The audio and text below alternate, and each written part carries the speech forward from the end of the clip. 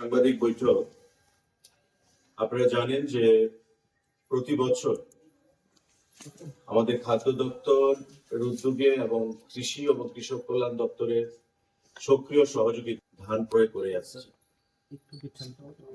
এবং আমাদের সরকার গঠিত হওয়ার পর নির্বাচনী আমাদের প্রতিশ্রুতি অনুযায়ী প্রতি বছর আমরা এই ধান ক্রয় দুবার করে আসছি।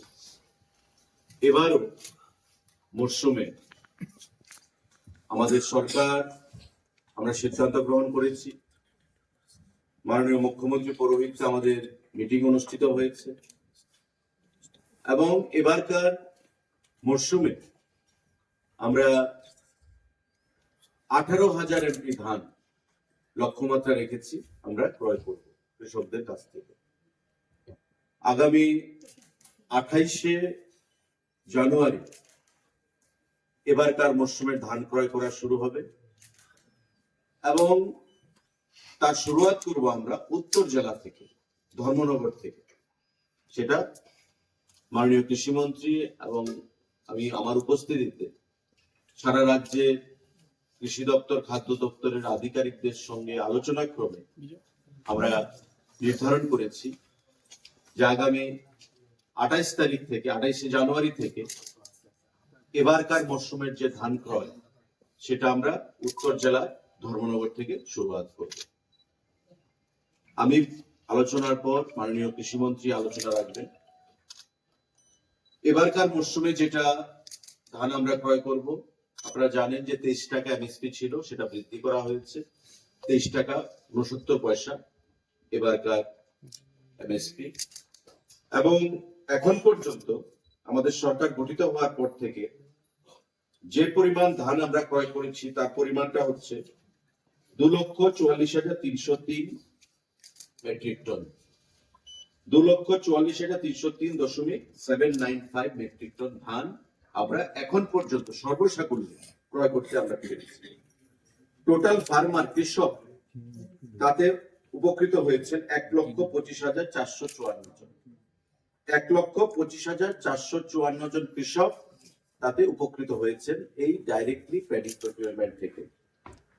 এবং টোটাল যে এমএসপি অর্থরাশি আমরা প্রদান করেছি রাজ্যের কৃষককে, সেটা হচ্ছে 489.71 লক্ষ টাকা, কোটি টাকা। 489.71 কোটি, অর্থাৎ 489,71 লক্ষ টাকা আমরা কৃষকদেরকে প্রদান করতে পেরেছি। একটা সময় ছিল যখন ত্রিপুরা রাজ্যের কৃষকরা ফসল উৎপাদনে তাদের যে অনীহা সেটা প্রকাশ্যে চলে এসেছিল। তদানীন্তন সরকার কি বলেছিল যে কেন্দ্রীয় সরকার ধান ক্রয় করছে না। কেন্দ্রীয় সরকার কি বলেছিল যে রাজ্য সরকারকে ধান ক্রয় করতে হবে, কেন্দ্রীয় সরকার টাকাটা রিইম্বার্স করবে, ফেরত দেবে, কিন্তু সরকারকে সিদ্ধান্ত নিতে হবে।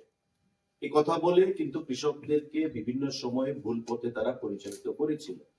আমাদের সরকার গঠিত হওয়ার প্রাক্কালে আমাদের প্রাক্তন মুখ্যমন্ত্রী বলেছিলেন, আমাদের দল বলেছিল যে সরকার গঠিত হওয়ার পর প্রথম ক্যাবিনেটে আমরা প্যাডি প্রকিউরমেন্টের সিদ্ধান্ত গ্রহণ করব এবং প্রথম ক্যাবিনেটে, এখানে মাননীয় বরিষ্ঠ মন্ত্রী রয়েছেন রতনলাল নাথ মহোদয়, প্রথম ক্যাবিনেটে আমাদের এই প্যাডি প্রকিউরমেন্টের সিদ্ধান্ত গ্রহণ করা হয়েছিল এবং তারপর থেকে আমাদের এই প্রকিউরমেন্ট প্রসেস চলছে এবং আমরা আশ্বস্ত করেছি রাজ্যের কৃষক সমাজকে যে যতদিন আমাদের সরকার থাকবে ততদিন আমাদের এই ধান প্রকিউরমেন্ট আমাদের চলতে থাকবে।